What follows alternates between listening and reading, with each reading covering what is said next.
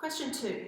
A and B are events from a sample space such that the probability of A occurring is little p, where p is greater than 0, that means it is possible, and the probability of B, given that A has occurred, is little m, and the probability of B, given that A has not occurred, is little n. Now there's 3 parts to that piece of information, so it's quite confusing reading that and thinking, what am I going to have to do with it? But the most important part of the question is the last bit.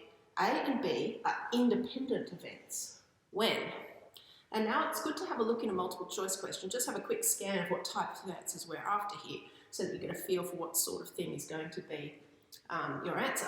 Now, as soon as you see this word independent events, you should be thinking of 2 things. What do I know about them?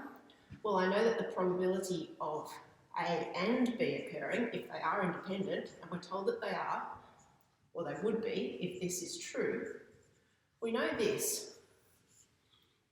Now, can we use it? Well, we're not really sure here what the probability of A and B is. So it makes it quite hard to use this.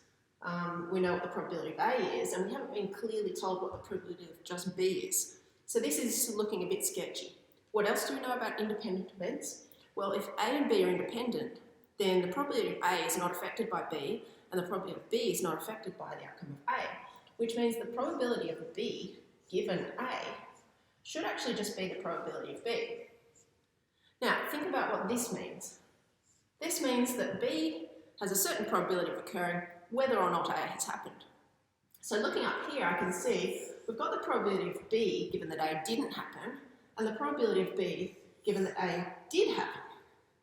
Now, if these events are independent, then both of these would just literally be the probability of B, because it will be the same whether or not A happened or it didn't happen, which means this and this must be equal, so m must be equal to n.